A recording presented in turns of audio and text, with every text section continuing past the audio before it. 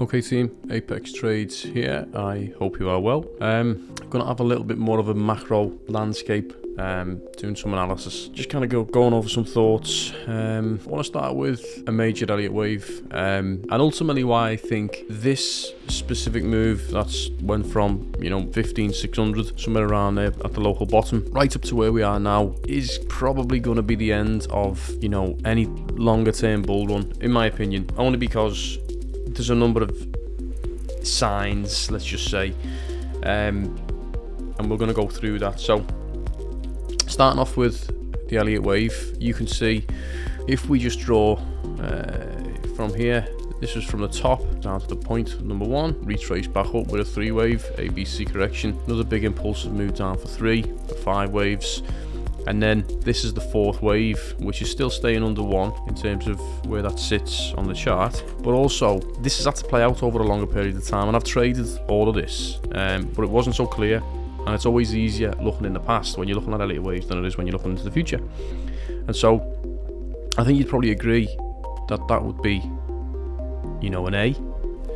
This would be a B, and then we'd have a nice big impulsive move for a C, which is typically what you expect in a zigzag ABC correction. And so if this is the 4th wave, and there's reasons why we'll go over in a second why I think this is potentially, not definitely, but potentially the top, we could anticipate a nice breakdown, maybe even clearing. And I don't want to kind of go on record and say this because I just don't know, but if it was to be a 5th wave, you'd expect for it to clear these lows, which would be kind of another 5 wave move. So let's dive into a little bit why some of the signs. Again, I've just mapped out the ABC correction here. This is the C just topping out there. Let's look into that. So if I just get rid of them and we'll just focus a little bit on this move here. So I mapped this out. I think it's probably better to see maybe on the 2 hour. Let's just have a look at that. So you can see, you've got move 1, move 2, impulsive move 3, breakdown 4, and then that 5 waves. So in this last C wave, you've got 5 waves as well. So that's another, let's say, indicator. Other reasons in terms of a parallel channel, this is a much longer time frame on the parallel channel. It goes all the way back to November 2022, which you can see, we created a lovely top here, and then you can see we have another top around here. And so I always say, once you get a couple of data points, you can start to draw your inducement. And so again, we had a nice little liquidity grab here, and so we're trading right at the top of the range at the moment. And so maybe we could push up a little bit higher, but I don't think it's got, if this isn't the local top now, I don't think it's got much further to go. And so for me personally, I wouldn't be thinking about going long on any trades at this moment in time. I've been wrong before, of course, so that's not, don't take that with anything. So that's the first one. Second one I wanted to just look at in terms of liquidity. So we do have some nice liquidity up here. Of course, if we just overlay that with the channel, if we do continue, up a bit further, this is where the liquidity would be, and that's based all the way from this consolidation phase here. And so that's obviously a clear major liquidity zone. We've got some major liquidity down here, and there's reasons why I think potentially we could be heading down to this region here, at least in maybe the shorter term. So let's look what's next. Where have our volume zones? So volume zones, if you've been following me, I'm all about volume zones. These are the areas on the chart which represent consolidation. It's where the price gets sticky. You tend to find whenever we come into a zone of volume, like here and here, we tend to stick around it. Like here again, we're in that volume zone. And so this is all to do with how liquidity likes to move. Where there's higher liquidity, makes it much easier for bigger price action to keep on manipulating price, create these patterns, flags, bulls, pennants, triangles, call them whatever you want. But you tend to find on these volume zones is where those kind of patterns mostly emerge, and that's normally symptomatic of price manipulation, trying to get traders trapped into a position where they think price will go one way, it'll be a fake out, and then it'll either be stop loss, liquidated, or pick one of them top 2, and that tends to be what happens. So I always like to find where are the key liquidity zones, and obviously this red line here, this is the point of control for the entire Bitcoin price, which is almost like to say the most traded volume in Bitcoin's history has occurred at that 19,233. That's the most traded volume across the entire price history. So then you've got the value area high, which is $36,389, and then you've got the low, which is that 15,200. So that's that 70% range, which you normally trade within when you're looking at your kind of volume zones. So nice volume zone down at 23. We have a nice volume zone at 26,780. Again, something to just keep our minds on. The other thing I wanted to just draw your attention to was pivot points. Now, normally I only trade on month by month data, but I thought this was an interesting thing just to bring up. If you look, this is 5 months worth of data when you look back. So each one of these pivots represents a month's worth of traded data. And now even as far back as, November, we always at least come and tag the pivot point. Okay, so you can see here, we hit the pivot point, even though we started kind of in a it's more closer to the support line than the resistance line, but we still come and tagged the pivot. Second month in after that, again, we came and tagged the pivot, and then obviously smashed right through that. Third month through, we just missed the pivot, but we came awfully damn close. Month 4, again, where do we go? Pivot before we come up and then come straight through. So this is the fifth month. And if we just do our analysis on the 5 months, well, the pivot's below, and so we're already halfway through the month now. And so by rationale of the previous 5 months, where we've at least came each time and touched the pivot, usually within a month you get at least some relative closeness to that pivot point. So that pivot point is right at that 25,724. It's quite close to a major support and resistance as well. This is that level here. So we also have some nice confluence in that zone. Take them off a little second, just double check my volume zones with the pivots. Yeah, just below. So again, volume zone here. Just so you know, I'm currently in a traded funded challenge, which is going quite well at the moment, with Lark funding. So 2 trades in. I'm currently in, I think it's a $25,000 challenge. It cost me $228 or something like that. And so first trade in was a small loss. Second trade in, I'm up about $800, $500, $600, $700, something like that. I can't remember what it is now. But I got in at a really nice point. I'll show you where I got in. It's actually on MT5, which is not a platform I like to use, to be honest. But it's still quite good in the sense that you're not trading futures. You're trading, I think it might be CME, I can't remember now, but it is BTC. I only exclusively trade BTC anyway. But I got in at 30,800, so I got in a nice position. What I'd noticed, and another reason why I think it's important to be mindful of any further longs is, look at the volume of the pump. So this pump here, we had some nice volume, okay? Then we had the second pump here. Volume is nowhere to be seen. And then the third pump, again, volume starting to drift. So when you're starting to see volume dropping off after pump after pump after pump, it's normally a good sign that, that whole run is coming to an end, because the volume's starting to go. So I just think that's something to keep your eyes peeled on. I don't think we've got too much more to go on. As I say, I'm currently holding my short here, and I plan to just ride it down. I'm hoping actually that I pass the test on the second trade, which would be lovely. But I'll be honest, if it goes wrong or whatever, then I'll let you know as well. It's all about truth, can't just be all about viewership and subscribers and all that kind of nonsense. It's more about just being real as a trader. Okay, let's look at some daily levels. What have we got? Because these are important too. So you can see we got rejected a few times at this key daily level here. Price came down, tagged it, come back down again. The next key daily level really is down at that 28,452, and then the next one below that is that 26,898. And so that's, you know, again, for me, I always like to use volume zones because they're where price likes to magnetize to. They're where price normally likes to get sticky. So again, what you're looking for with any of these things is confluence, really. Okay, what about weekly levels? Okay, again, we've got an important level here at 29k or 29,900. Again, you can see we just narrowly missed it there. And so price, again, if it comes down, it's really got to break this zone. If it breaks this zone, takes out the liquidity here.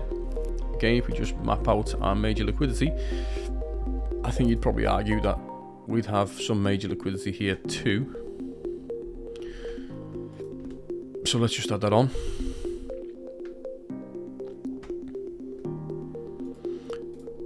And so, yeah, I'd want to see it break here and break here for you know, some sort of a liquidity grab. I actually don't want it to be a liquidity grab. I want it to be much more of a push to the downside because there's not much traded volume here between these. Obviously, we've got a clear zone. We don't have too much by way of resting liquidity. So I think if we do break this, I would anticipate that we should start to break down. You can also, you know, for the pattern traders down there, you start to see a bit of a head and shoulders. Nice neckline. Again, is just below that liquidity. So again, just keeping your eyes peeled on that. What else do we have? Let's see. Make sure we're not getting too clouded out. Again, we're pretty much in the center of the zone on the channel, and so, you know, given that we've come up and tried to test this area, this is a different parallel channel, isn't it? That's not the one I want. We can get rid of that.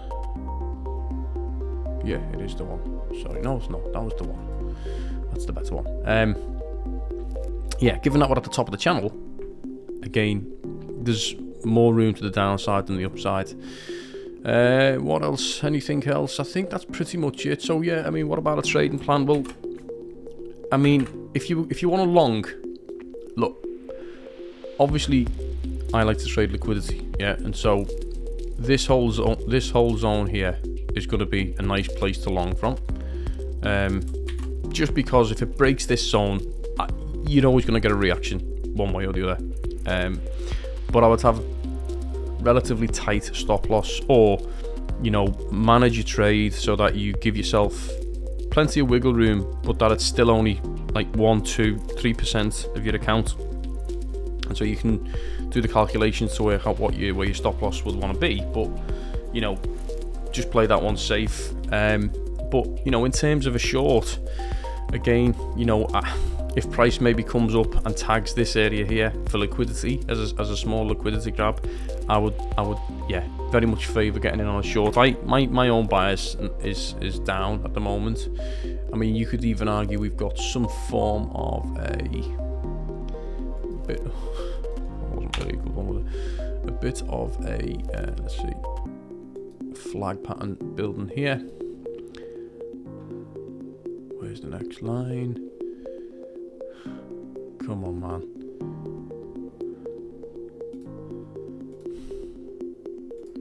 So a bit of a pattern building up here, but yeah, I'm not much of a pattern guy, to be honest. I'm not really bothered. I more use them for understanding where the majority of people will try to trade from. So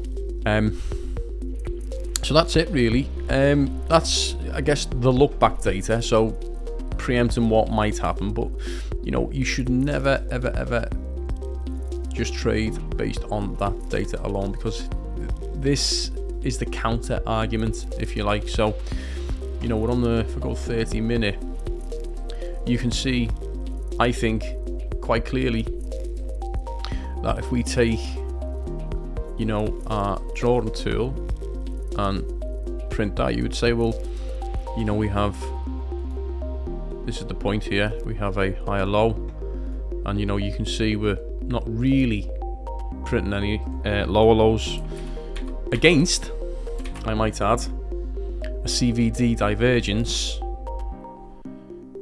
which is bullish. Okay. I think you'd probably suggest that that is a lower low, because that is lower than that point, but the price is staying high, and that normally means that a bigger player or players are absorbing all that liquidity each time it comes down. So these CVD is aggression, so that's market orders, so not your limit orders that sit in the order book, but the market orders that are, you know, trying to push price down. Because so you can see open interest not really going up too much, but in terms of the I guess the aggressive orders, you can see these market orders are trying to push the price down, but again, price isn't being able to print a lower low, so that signifies bullish mentality, in my opinion. So, you know, we have to be mindful of that.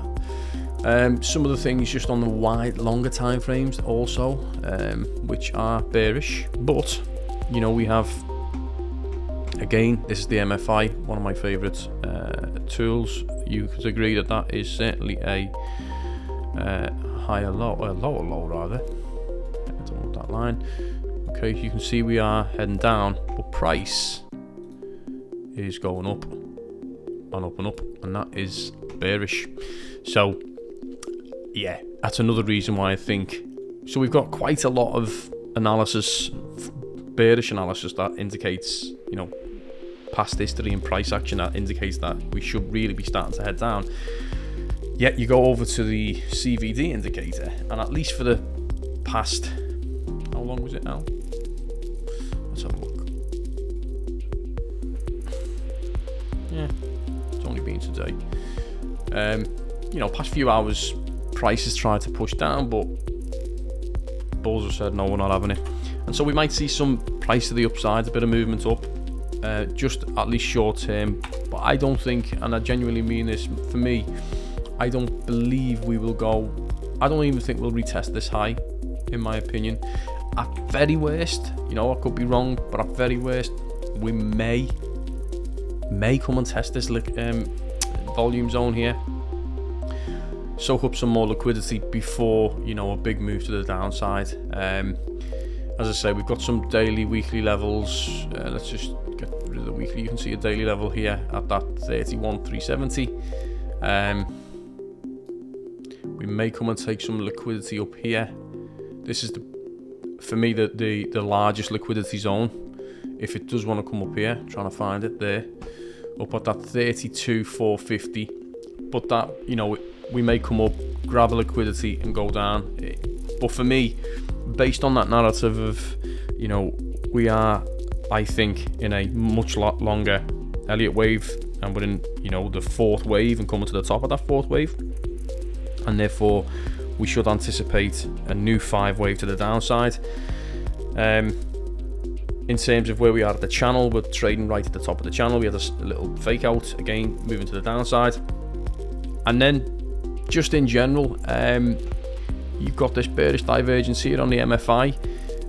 It's been a pretty, you know, significant pump right the way from this value area low here all the way up here. You know, in a short amount of time, the percentage move, you know, in less than, let's see, 6 months, so it's up 101%. That's a massive move in 6 months. Is it 6 months? It's less than 6 months, actually. Let me just count that. That's the top. So November, December, January, February, March, April, 5 months, you know, up over 100%. So all the majority of the indicators, if not all, are screaming bearish now. And technical analysis from a pure TA perspective, from fundamentals, not fundamentals, sorry, but Elliott Wave theory, you know, I had to see that play out over a longer period of time to realise actually that it is a much longer fourth wave, which is a zigzag ABC correction. And so when you look at that and you apply that mentality with everything else that I'm seeing as well, yeah, my I guess my stance is that I think we're going to start to see much wider breakdowns. As to how far we go down, I don't know. That's for, you know, the bulls and the bears to figure out. But if it is a true Elliott Wave, and you know, I think if you're looking at that, then you know 5 would have to come down, you know, below here for that to play out. But the thing that was preventing me from kind of agreeing with this was just because I couldn't quite figure out where the ABC was until such time that we broke this point here. And in the true spirit of a C wave, you know, it's much larger, it's much more impulsive, and again, you've got 5 waves within that last C wave, which, you know, 1, 2, 3, 4, 5 feels about right to me. So that might be B wave somewhere here actually.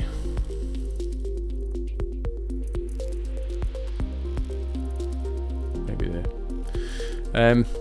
So that's it. Yeah, I think. Yeah, I'll be keeping me trades in more of a bias towards shorts.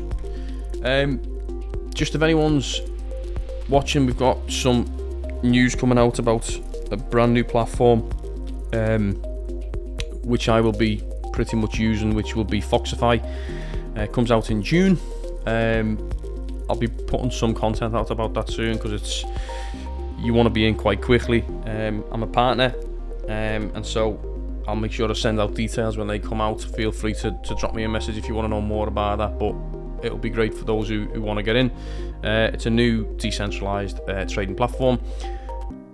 Also, obviously, you guys, if you're not checked out on ByBit, make sure you check ByBit out. It's who I exclusively trade with. It's a central exchange, easily the best exchange out there. I'm also a partner of them that gives me, or you, up to $30,000 in terms of bonuses. So again, grab yourself a cool deal there if you want to get in on that.